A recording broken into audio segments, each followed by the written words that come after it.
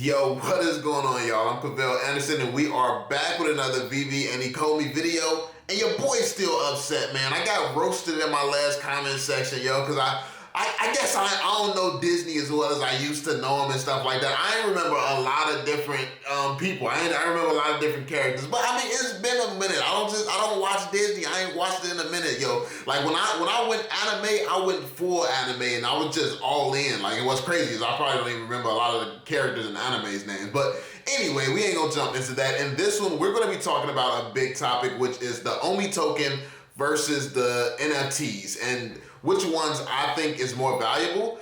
And I'm going to tell you why. I'm going to tell you my thought process and how I look at it. So this is actually a very, very tough one, especially where we're at right now, because we're in a position where the NFTs can start booming, but we're also in a position where Omi can start booming. But I do think Omi is a lot more dependent on the team. So before we jump into it, as always, be sure to drop that thumbs up on the video, subscribe to the channel if you're new, and turn on notifications so you stay updated with everything going on. Also, don't forget the links down below in the description. The premium group is now up to over 125 people, so shout out to everybody who has joined.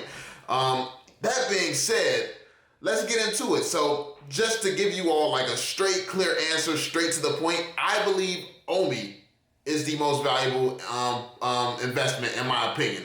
Now, keep in mind, I'm not a financial advisor. I don't give financial advice. But my logic behind choosing Omi over NFTs is that it's less of a gamble.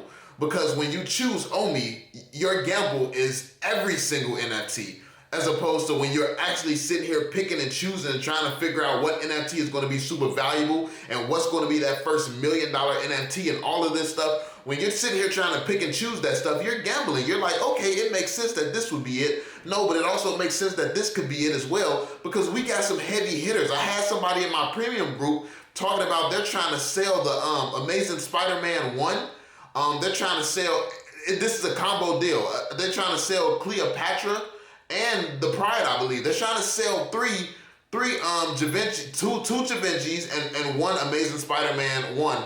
And I believe they're doing this to try and get the Spider-Man first appearance secret rare that's animated.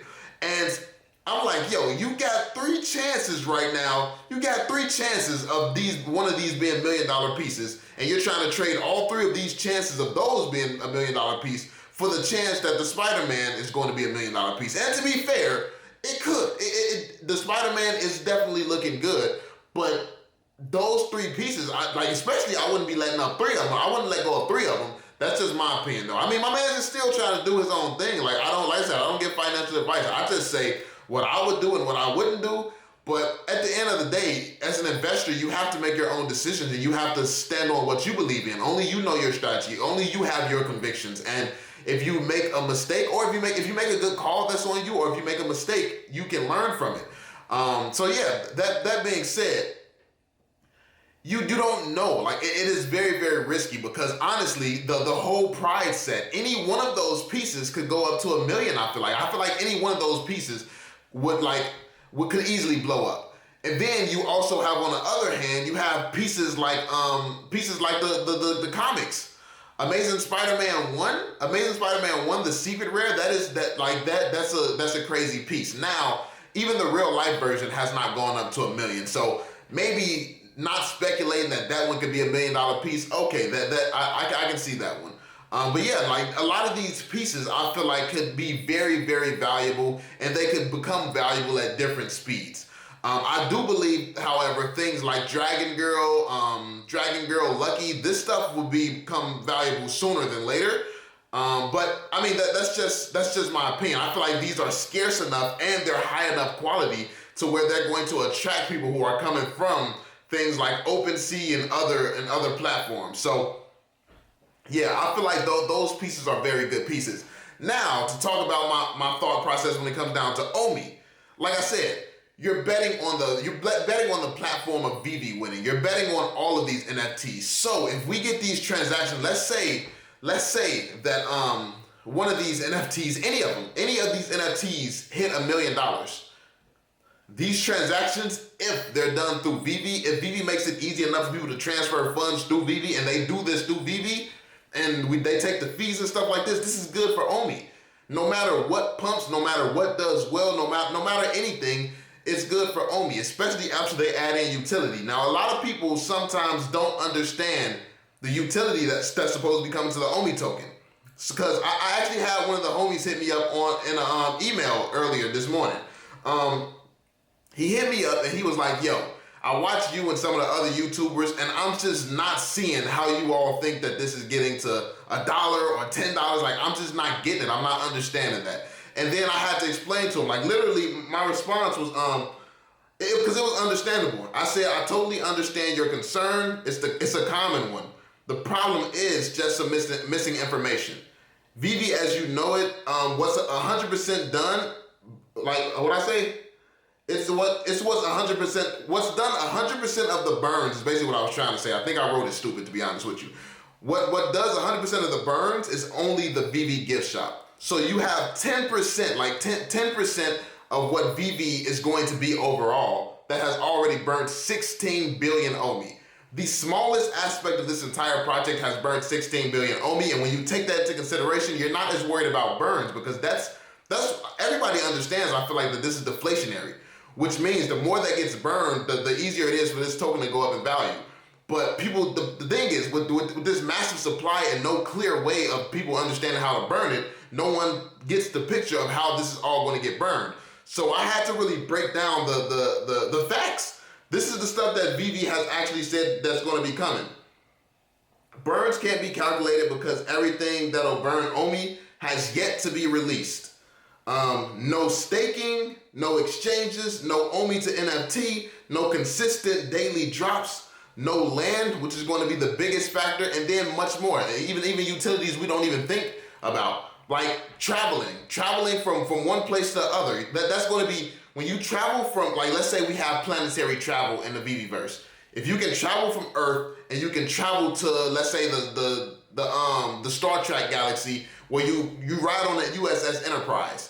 If you don't own that, now you have to buy that NFT, which is going to make the NFT boost in value. If you can't afford to buy it, then you're going to have to rent it from somebody's business in the VeVe-verse. Let's really break down the rental process, though. The person who rented this in the VeVe, who's renting these out in the VeVe-verse, they had to buy land, they had to build out a location. All of this stuff is burning Omi, by the way. They buy land, build out a location, and then they rent out their NFT. The rental fee for what they're renting out, that burns Omi as well, by the way. And then the person paying is burning Omi from paying. So this is literally just a whole process of burning Omi. People aren't really thinking about all the nuances of like just traveling around different galaxies and traveling around different planets. If that is a feature in the VeVe-verse, that alone would be willing to burn a lot of Omi. All the businesses that people are creating, people have movie theaters and things like that. Like this is all utility and things that could burn Omi in the future. So when you factor all this in, the Omi token could burn way quicker than people realize. And then you got to think about the exchange aspect. These aspects, this is just the stuff that doesn't even really require exchanges and things like that, because VeVe also said that they're going to add in an ability to where someone can get on the VeVe platform, use their credit card, and just get Omi tokens straight from the VeVe platform. Thus, they can get Omi tokens without ever even knowing that Omi token is actually a cryptocurrency. So it really creates a whole ecosystem that doesn't depend on crypto whatsoever. So you can literally have tens of millions of people on VeVe without ever even knowing about bear markets, the crypto space, or any of this stuff. So this is also why my bear market proof argument, this is why I stand where I stand with it, because I completely understand cryptocurrency in itself is so small and so insignificant that you literally have you can have 100 million plus people who would want to be on VeVe, and most of these people don't ever have to know cryptocurrency exists, especially for the time being. Obviously, cryptocurrency is going to grow, it's going to change the world, it's going to be massive, it's going to be everywhere. But as it stands right now, Marvel is much more relevant than cryptocurrency. Marvel has many more fans than cryptocurrency has. It's just the facts. But the thing is, a platform like VeVe can transition more people over into the crypto space and vice versa. So I think that the biggest thing that people got to realize here is this project, the Omi token can moon and go crazy way more than people are realizing. And then you have to ask yourself, Jeremy Paddler, the Pokemon licenser, why is he going so hard for this community? Why is he always in this community? Why does he have a big bag of Omi and he's just sitting on it chilling with the rest of the team? You have to understand, why would Jeremy, he does not, like, what benefits does he have being in this company right now? You have to really consider this. Why isn't he selling his bags or anything? Like, why is he going so hard for this company?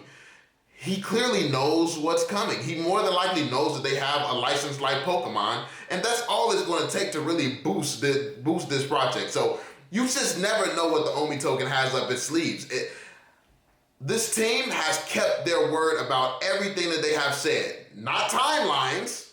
We're not saying when they say they were going to do something, they've done it. Now, they may not have done it on this timeline that they said they were going to do it on, but it still gets done. So ultimately, when the team tells me, we're going to do this, we're going to do this, we're going to do that, we're adding utility, staking, blah, blah, blah. When they say this, I believe them. I believe that it's coming.